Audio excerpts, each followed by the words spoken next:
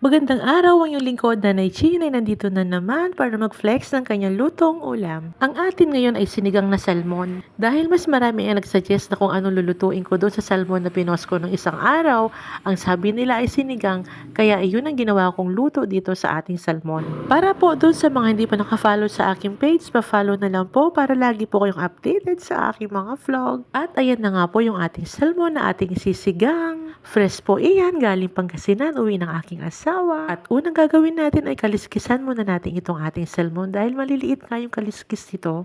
Tanggalan din natin ito ng mga hasang at ng mga laman loob nito. At hiniwa ko nga ito sa 4 na piraso itong salmon na to.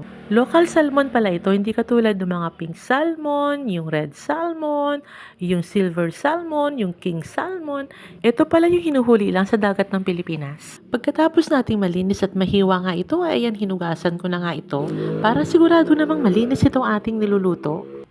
At ngayon naman, ihanda na natin ang mga sangkap dito sa ating sinigang na salmon. Magbalat tayo ng sibuyas at syempre hiwain na rin natin ito. At syempre maghiwa na rin tayo ng luya, pampatanggal din ito ng lansa. Sa ating kasirola ay naglagay na ako dito ng tubig. Hugas bigas pala yung ginamit ko na tubig dito para mas masarap yung ating sinigang. Nilagay ko na rin dito yung sibuyas at luya. At naghiwa na rin ako ng kamatis dahil ito ang sangkap na hindi pwedeng mawala sa ating sinigang. At kompleto na nga ito sa ricado at ayan, syempre pakuluan na natin muna itong ating mga sangkap. At para sa gulay naman na isasahog natin ay meron tayong sigarilyas, siling green at okra dahil yan lang ang available sa ating ref. At nang kumulo na nga itong ating sabaw ay isa-isa ko na nilagay yung ating salmon. At tinimplahan ko na ito ng pamintang durog, tinimplahan ko rin ito ng patis, at naglagay ako dito ng bechin, konti lang naman. At takpan natin ito at pakuluan natin ng mga ilang minuto hanggat maluto yung ating isda. At ayan, kulong-kulo na nga itong ating niluluto at syempre i-check na natin ito. Ngayon naman, ilagay na natin ang ating mga gulay kagaya ng sigarilyas, siling green at okra.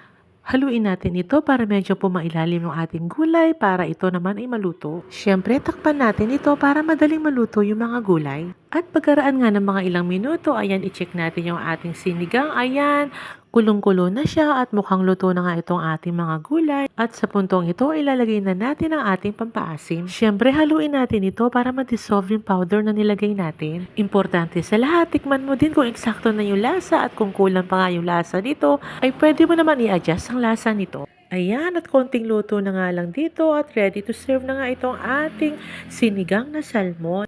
Naku, sinasabi ko sa inyo, sabaw pa lang nito, ang sarap-sarap na. Tama nga yung sabi ng ating mga friendly dyan, na suggestion nila ay sinigang daw ang luto na masarap sa salmon. O ayan, ready to serve na nga itong ating sinigang na salmon. Naku, mapaparami na naman tayo ng kain nito. O siya mga kananay, hanggang dito na lang muna. Salamat po sa panonood. Bye-bye!